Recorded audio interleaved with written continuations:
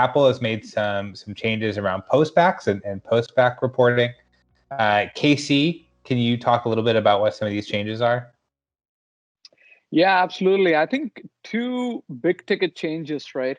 And both of them are really important, although very much expected, right, in the larger scheme of things. And number one, and this is something that advertisers wanted from the very first version of SKAd Network, and that is the postbacks from the SKAd Network campaigns go directly back to the advertisers if they so wish. I do think that's a really, really important outcome for advertisers because until today, advertisers were behind the ad network and DSP layer, right? So all the postbacks come back to the media partner, either the DSP or the ad network, and they aggregate all of them by forwarding them either directly to the advertiser or the MMP, where the reporting ultimately was getting aggregated, right? What it did do is that while it created an environment of transparency with the advertisers, it also allowed the self-attributing networks or the self-reporting networks, as some of them are called, to aggregate all the postbacks on their end and not make them available in the raw form to the advertiser, and instead a more aggregated, summarized version of it was what is being forwarded to the advertiser, right? With the latest version of SKAd Network, that's gone, right? The advertisers have direct access to the postback as is coming from SKAd Network. What that does is it creates infinite transparency to the advertiser. There is no element of postbacks getting aggregated or obfuscated by any third party in between, whether it's a DSP, an ad network, or a self-attributed network. And naturally, it takes away the ability of self-attributed networks to aggregate the reporting on their side and sending it to the advertisers. So in many ways, that's why this is being seen as a death knell to old school self-attribution in the app install side of the business.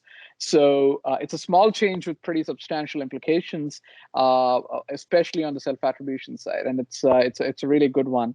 Apart from the postbacks going directly to the advertisers, the second big change that we're going to see in the latest version of SKAd Network is that the IP address is no longer going to be accompanied, or let me rephrase that, the postback is no longer going to be accompanied by an IP address, right? That's very, very profound, like in many different ways, right? The IP is used for multiple use cases, including inferring geo, inferring even the device, right? To some extent, any version of probabilistic attribution, although it's not allowed by Apple, could have been achieved through an IP by certain third parties, right? That's no longer possible with the IP gone. All IPs are going to be passed through the Apple private relay mode, which basically means it's basically an Apple server ID, right? And you can no longer tie a certain postback back to a certain user or a certain location. And obviously, there's a trade-off there, because if the postback doesn't have a location, it's very difficult for an advertiser to know if the install was even driven in the US or, say, Italy, right?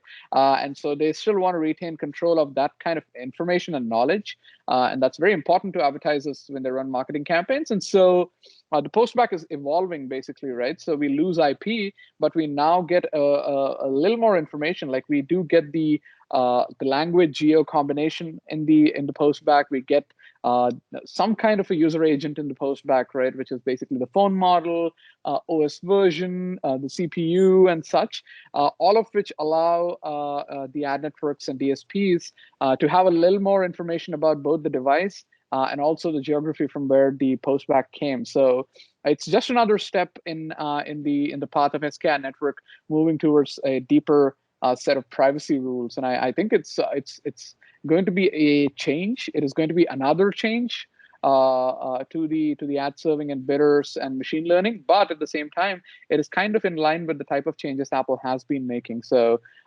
yeah, I think that's the crux of the latest changes.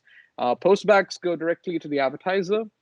And the IP address is gone from the postbacks, but thankfully replaced by a couple of other important pieces of data / information.